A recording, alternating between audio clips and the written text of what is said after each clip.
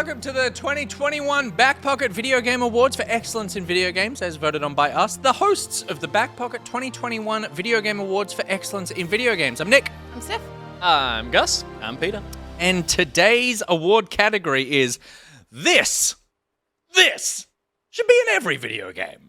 This is our favorite mechanic of 2021. Nice. Very exciting. Good energy. Thank you very much. I should start by saying, before you comment, we don't actually think that these should be in every game. It would break a lot of games. It would.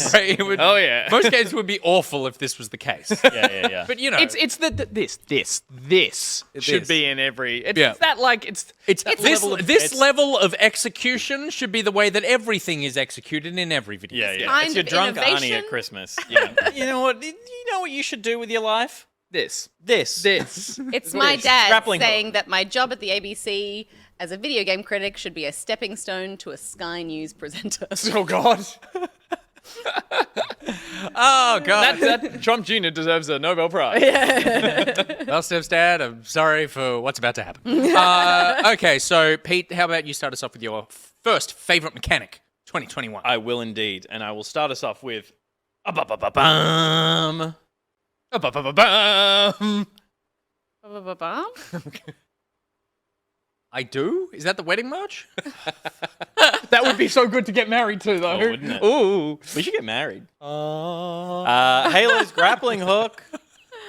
Halo Infinite physics, basically. Yeah. Sure. The movement in this game, like in an open world game, you think, oh, I'm going to be using vehicles a lot, and I'm going to be like using fast travel a lot and traversing like as little as possible. But somebody stop me from just climbing every mountain I see with the grappling hook.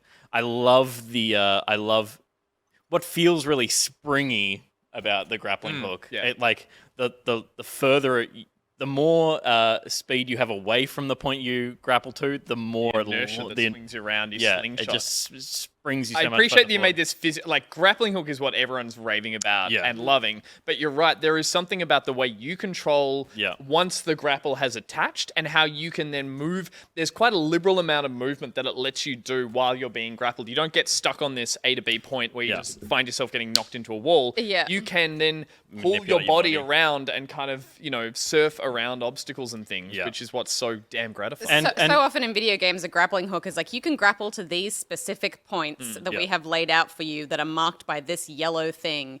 And like it's rare that they've implemented a grapple system where you can just grapple on anything. And what we're seeing here is sprint, grapple, slide at the right point. You get a massive speed ramp. Yeah. Slide's good. The only thing I wish there was a little more spring in the jump after you do the slide. I wish it was a little bit like grapple, slide, jump, and actually get that little pop. Keep the momentum pop so moving. that you can re-grapple. You do if you do it right, but it's not. Oh, snap. And I'm talking about.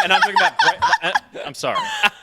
He's leaving. He's out He's again. leaving. The boy Wait, you got to Have see you this. ever You got to see this. considered- Nick, come back. Nick, come back. You have to see worth this. seeing. Have you ever Okay. considered, Nick, that you're just like a bit shit at it? Quick, you gotta I'm watch not- Nick. Oh, you you ruined missed the it. whole what did I- bit. You ruined the whole bit. For anyone listening to this, we're watching a Hobbit. little trick that Pete pulled off, which is basically, you can explain an exploit you found. So the idea is that there's these fusion coils around everywhere, and the physics attached to them is weird for some reason. You pull something towards you, and it pulls you up. What? If you do it end to end. So there's a bunch of different ways.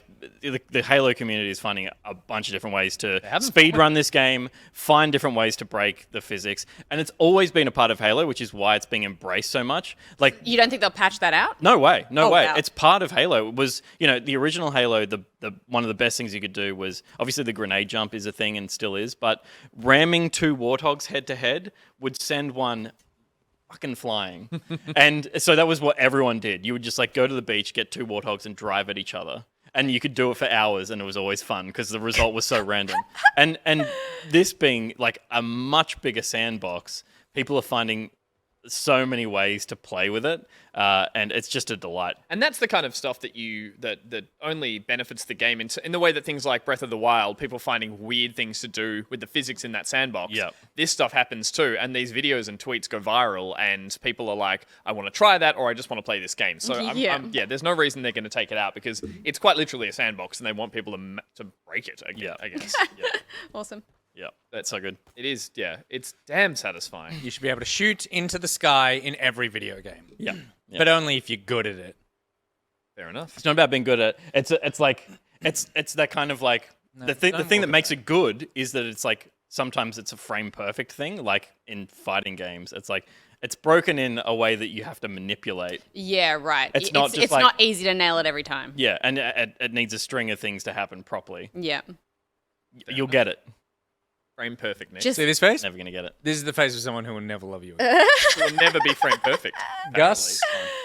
Look, playing off that same sort of physics, momentum, sliding mechanic, one thing that I don't love about that in Halo and that I've found frustrating in many a first-person games Can't with give a jump. smooth movement, and it has probably existed in other, but I didn't remember it until I played Far Cry 6 this year, which is that has a great movement traversal system that gets you around and over a lot of things very smoothly, considering it's a sandbox. You need to be able to not get stuck in places. There is a slide in that game where, I think for the first time in the Far Cry series at least, it is really generous on keeping the momentum up if you move onto a slightly slanted slope.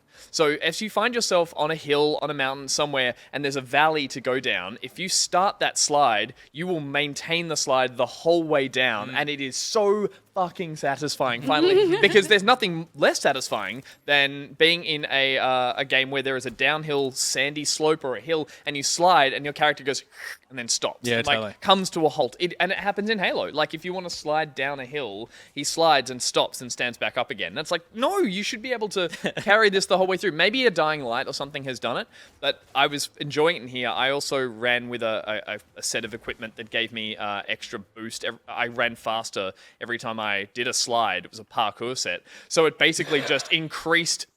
Well, yeah, okay. I was wearing a parkour set while I ran around with a giant metal backpack on. Like, nothing about this game has ever been realistic.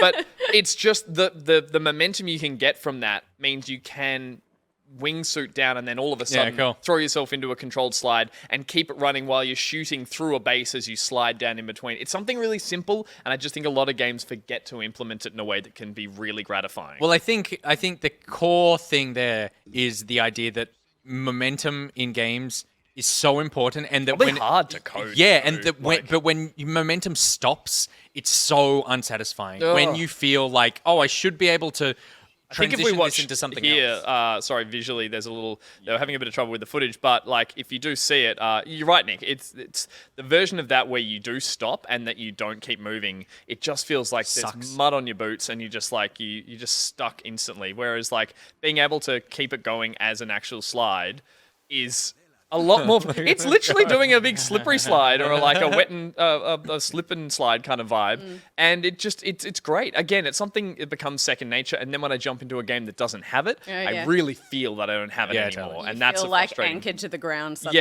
Yeah, totally. Stephanie. So for me, you are aware that I played a lot of horror games this year.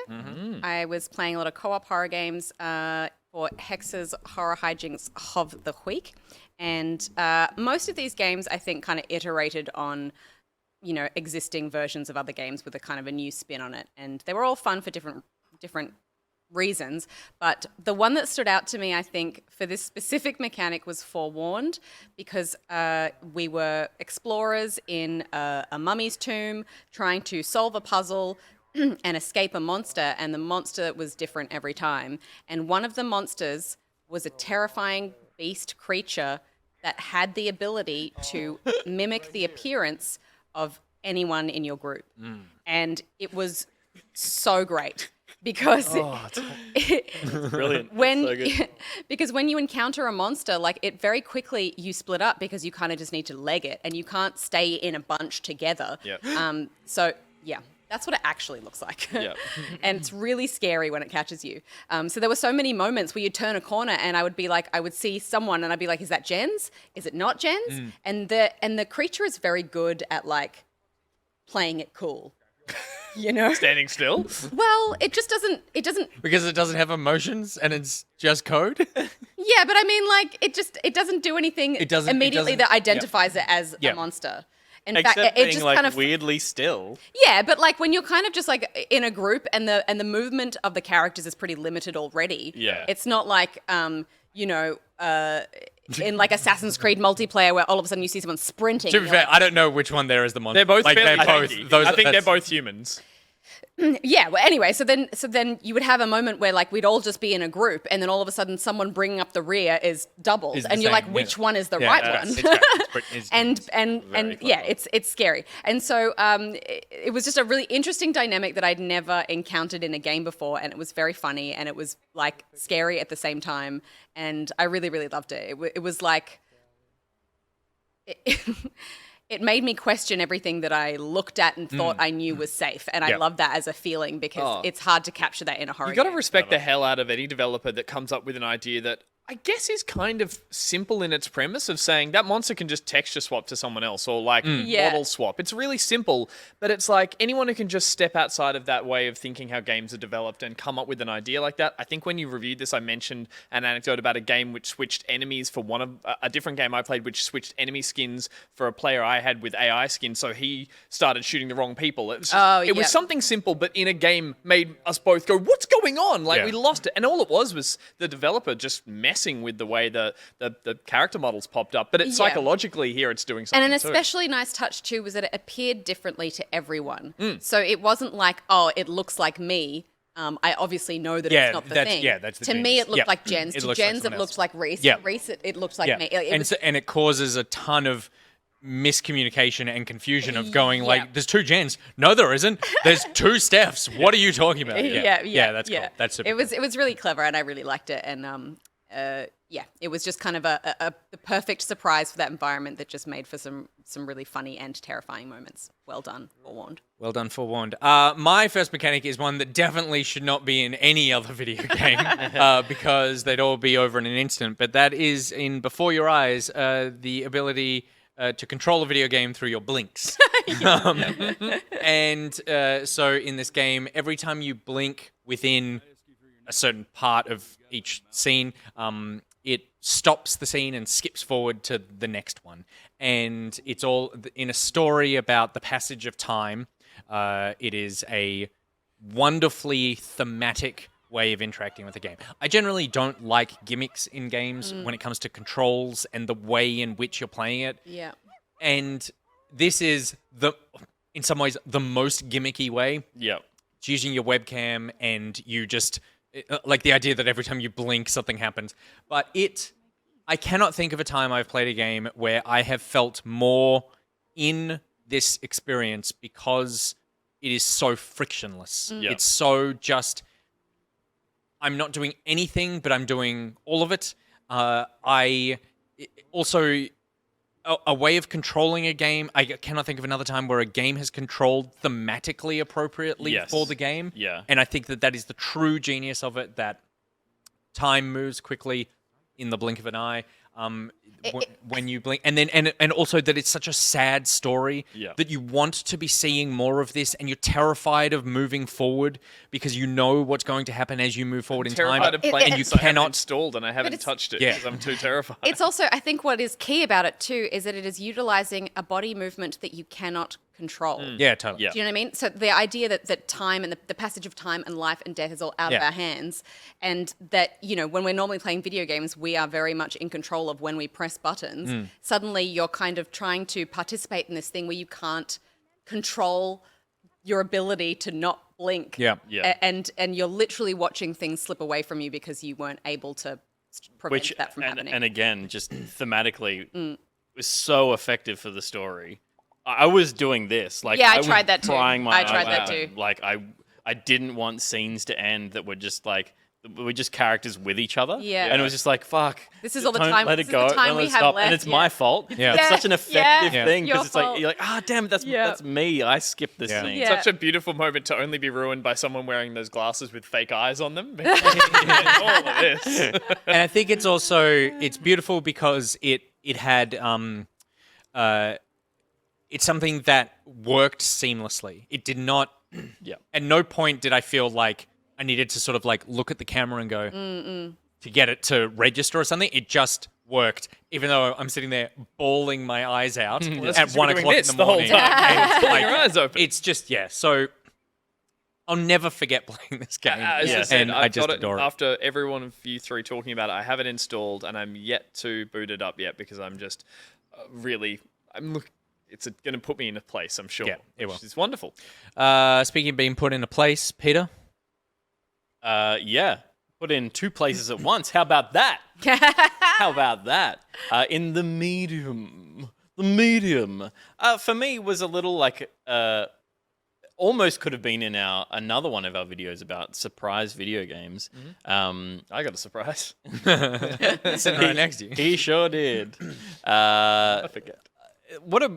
We haven't. This isn't the first time there's been, the underworld and the real world in a horror themed game. This game isn't particularly horror, but it is like an adventure through a disturbing world. Silent Hill famously has that whole flip back and forth between Yep. a very similar looking kind of Absolutely, yeah, vibe. yeah, but seeing them both worlds rendered simultaneously was really interesting in terms of the mechanics, the puzzles that you were solving, but brilliant in the cutscenes. Yes, that's right. Seeing this character talk to a demon child on the right, and on the left watching that character talk to no one was such a beautiful thing to put like side by side, to never let you disconnect from the idea that there are 2 realities that are happening simultaneously, which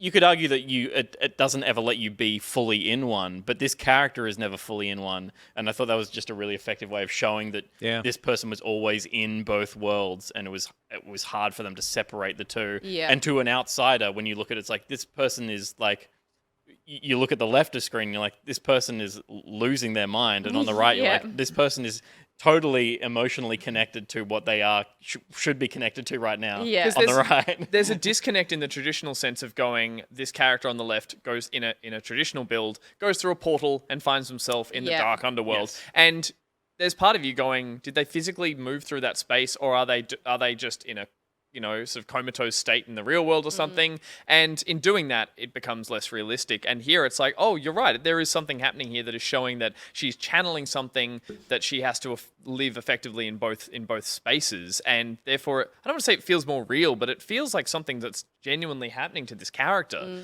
that therefore is far more effective. It's also cool that like anytime you see anything dealing with communing with the dead or the underworld or the idea of a death ghost realm or whatever, it's always kind of those ghosts are kind of coming into our world, and you imagine what their perspective of the world kind of looks like. It makes sense to imagine that it's like they're kind of one and the same. It's just there's a different perception based on how you're looking at it. Yeah. I think it's really, It's the ghost version of me always going, does everyone see purple the same way that I see purple? Brian. Yeah. It's actually yellow, but we just changed it this year. Interesting. Good call. There's a nerdy art gag. Okay, Gus. Something that I really enjoyed this year, a game I really enjoyed was Riders Republic. A bit of a surprise in terms of what they did with that game, what they created in a huge, fun park to play in. The worry going into it was that it was going to feel empty, that it was going to feel like difficult to match up with people to race, to compete with, do all that kind of stuff. And what they did is something that's not, I would say again, that new, but that was implemented really well, which was the idea of taking everyone's times on all these different races, not in the one we're seeing here, which is one of the mass races. This is the only one that called for a time to say, hey, this is happening, everyone come here and you're all going to race against each other in real time. The rest of the races you would complete and get a time, and you would leave. Essentially, it's drivatars. It's what Forza has in their drivatar technology that would take your run, take your time, how well you did, scale it, but then it would still change its line or how it would race next to you if you did choose to knock it off the track, or it would readjust its course. It wouldn't be. It's not literally a ghost rider that you are like a. It's not Mario Kart Ghost Rider. Correct. Yeah, they are all there. They are all characters. They all have names of the people who actually set the times. So they populate the races, and that's great. But then they also took this and fill out the world in the free roam element where you're traveling around this massive area and you zoom out, and it's quite overwhelming at the beginning, but there's thousands of little white dots all moving around the map, and I'm sure a large amount of them might be just AI random controlled, that they are technically they're really only populating where your draw distance of what you can see. But it's a really amazing way to land in a space and just have all these characters move around you. Maybe as mimicking what people really did. Maybe it's just jank and they're like skiing into trees. But it adds to the atmosphere and it adds to what this game promised, which was this chaotic nature that anywhere you are on the mountain, you have all these people moving around you with this sort of fun, carefree community. So you're quite literally, you can go and stand halfway down a mountain and you'll just see someone ski past and go, whoa! and literally that's the soundbite that will play. And someone will rocket fly over the top of you, and again, what that's taking from someone's actual performance in a game or what that's just taking their name and slapping it onto some AI, I can't tell, and that's a nice feeling. It's a nice feeling to be in a space Makes it where feel like a living, breathing world. Totally, you can see on that map all the yellow dots are people that are there in real time with you, so it's server loaded you in with 11 other real people that if you went up to right now, they are behind a controller as a way of just helping you be like, there are real people controlling this. But as I said, that feeling of standing there and someone rocket suits over and someone smashes their bike into a tree and rolls over, it's just like, it just felt super lived in and fun and added to the fun, which is, I think, the end goal they were going for. Yeah. The new world could have used this. It really could have. It really could have. And that's, again, that's like a joke that you may or may not get depending on when this video comes out. well, and also the only thing it does is it takes out waiting to get in lobbies for races. So every race you want to do, always just something. it kicks off which I straight think is away. really important. Yeah, In and out of cool. every race instantly. Yeah, I like so it. that was really, really nice. Nice. Steph, mechanic number 2. Yeah, I mean, I'll be super brief because I feel like we all understand that co-op mechanics function well when they're done well, but in It Takes Two, the co-op mechanics that they explored, I really feel like they push it to the limit of like inventive things that two people can do together to achieve a task and progress forward as a team, which I think a lot of the time when you have a game that allows you to play in co-op or split screen, it's kind of like, I'm going to help you over a wall, and then like you're going to help me over a wall. Yeah. And it just feels very like, I enjoy playing the game together with someone, but it's not really forcing you to kind of solve puzzles in a way that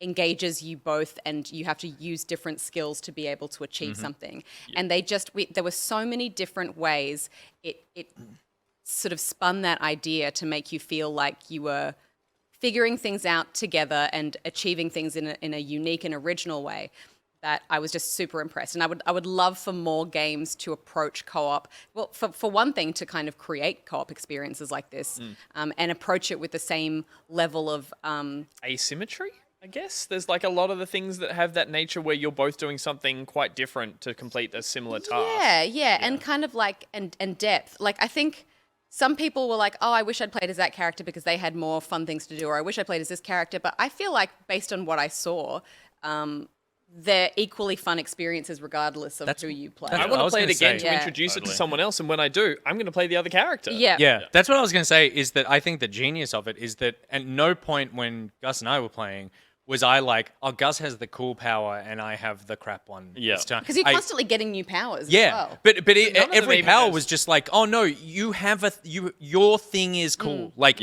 every single one of them was like, this works, and they're so it's so different. That's the thing. If I had the goo gun and you had the green splatter gun, and it's like, but yours did something different. It's like, well, they're not different enough that we feel like one of us is missing out. And they weren't playing. yeah, They totally. weren't playing off any kind of skill or strength stereotypes where it was like, okay, this character's always going to be the ranged attack, and this character's going to do the heavy stuff. Right. Yeah, They true. both- Like They they switched it up the switched whole it way up the through. whole way through, so that you were constantly getting a if you chance. chose the guy, you're not always doing the heavy lifting. Yeah. He's the Yeah, bulky yeah. little character. It's like, Yeah. no, they both do equal amounts of everything. Yeah, Love it was really cool. I was really impressed, and it made me rethink cooperative experiences. Again, in a almost cool way. making two games in one in terms of playthroughs. Like, Yeah. go through and play that. Yeah, totally. Yeah, Right. yeah. Love it.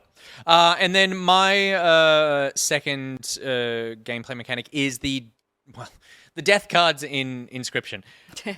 I struggled because I was like, what Inscription mechanic would I like to put on this? But I think the death cards are so core to the idea behind it, that being when you end a run in failure in this, you end up building your own card out of the stats of cards that you already had in your deck, that then goes into the pile as an option for you to be able to get in future runs. And I think I love most card-based games. The thing in those games is it's such a fine balance of this card feels really powerful, but it's not broken. And that is such a hard thing to do. The brilliance of this is you are trying to make broken cards. The way you beat this game is you have to build broken cards. And it is so satisfying to get to that at the end of that run and go, okay, I lost, so I failed, but I actually get a reward now, which is I get to build something really cool most of the time. Sometimes you build something shit, Back and and one option per each, and you're yeah, like, and sometimes you're like me and you fuck it up, not once but twice. So then you make a dud card, and then I realize, and I'm like, so then I call the card like piece of shit. Yes. And so then in future runs, piece of shit comes up. I'm like, God damn it. But I think that, I just think it's so brilliant the way that doing that thing of making me think that I broke the game, that I found the secret. Like, my secret was that I won't even spoil it, but like the card type that I built was, oh, this will just get me a god run, and it did. And I thought I was a genius. And then I heard other people, but all of them had different kinds of god run cards depending on the play style that they liked. And so it is brilliant. And then towards the end of the game, you also start getting fed other people's cards that they build online, actually sent to you in real time. So does somebody else have piece of shit? Yep. Yeah, potentially. I can build, and Sad for them. people were building. There's this time when you know that you're sending it. The game tells you you're sending cards, and people are building shit cards to just troll people. That you get like a completely worthless card, and you have to play it. It's like so funny. But yeah, I Right. I Even think just the personalization on it as well. The idea that you get to name it, that not that you see it, but the character takes a photo of you that goes onto your the character. card. Yeah. It's this way of going like, okay, I'll make this thing that, as you said, could break the game. But that's not the intention. and taking the thing again thematically so wonderful of like building your own card, which is kind of what you always want to do in a card game of like, oh, if only I had something like this, then it would work. So yeah, I think just genius. Nice. So those are our favorite gameplay mechanics for 2021. Peter's were the physics in Halo and the mirror world split screen in the medium. Gus had the physics downhill slide specifically in Far Cry 6 and the ghost opponents riding in Riders Republic, Ghost Riders, if you will. Steph had the Mimic Demon from FOREWARNED and the thematically appropriate co-op mechanics for It Takes Two, and I had blinking in Before Your Eyes and death cards in Inscryption. Let us know what your favorite mechanic from 2021 is in the chat. In the comments below. I would appreciate it if you actually put a video game mechanic, but also like put a name of like, Harvey, who fixes my car. What? Mechanic. Favorite mechanic. Oh, yep, I'm there. Yep, who fixes cars? That's the name of the thing. I get it. You're gonna cut that, right?